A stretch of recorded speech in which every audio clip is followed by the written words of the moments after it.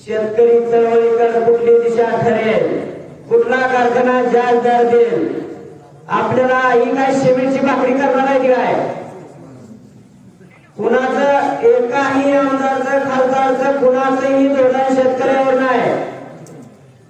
स्टिंगची बाटली 20 रुपयाला विकते द्या आणि दुधाची बाटली 35 रुपयाला विकते द्या. आपलं घरी एवढं वेळ आणते द्या लय मिळला तर असा लय दर वाढला. काय दर वाढला यांचा? या आठवड्यामध्ये 10-20 पोत 2000च्या आसपास झाले बाबांना. बघा तुम्ही आपल्याला बोचड शिटकावली बोचड पैसे द्यायचे. कसलं मोदी सरकार आहे आणि कसलं लाडकी बहीण आहे. कुठलंही धोरण योग्य ठरत नाही, अजिबात नाही. कुठला कलेक्टर आमदार खासदार मला सांगा म्हणलाय काय पोरा माझा पोरगा तो शेतकरी करतो. कुठल्या खासदाराचा पोरगा बघा तुम्ही शेतकरी शेती करतो का? आमदाराचा कलेक्टरचा तहसीलदारचा मुलगा शेती करत नाही. सगळीकडे आपल्या लोकांनी बसले जाईल. आपल्याला एवढा सुद्धा आवाज काढू देत नाही. थोडा तरी विचार करा. आपण आता हत्यार बाहेर काढल्याची दसऱ्याला पूजा केली.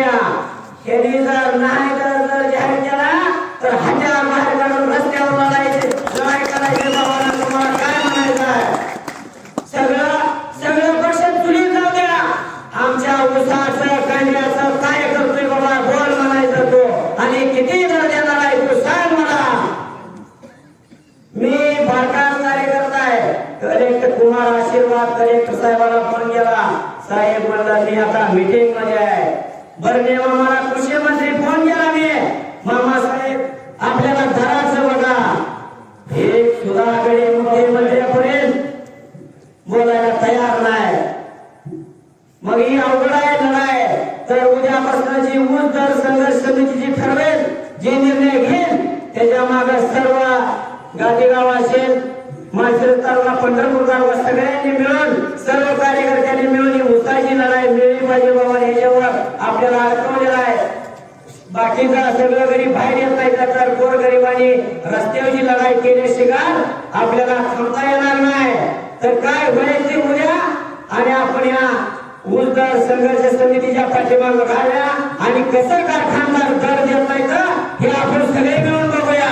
मग एकेकाचा ढोलक वाजायला लागल, कोणी दर जाहीर करायला लागल. एक दिन चक्कर जाऊ द्यायचा नाही. काय होईल ते उद्या काय गोळे घालायचे घालते आपल्याला. सरकारला किती नियंत्रण वापरून काय होणार आहे? काय आज देऊन टाकते काय करते काय खूप केलं काय आम्ही नका म्हणावं. प्रत्येक जण मुळे टाकतोय कारखाना चालू करतोय घराचा. जरा टायमिंग आहे बाबा 2 दिवस करतो मीटिंग लावली आम्ही बघूया. कोणा जरा काय झालं त्याचं नाव ठेवायचं तुम्ही. एवढं बोलून 200 संपवतो. वेळ कमी आहे बाबा.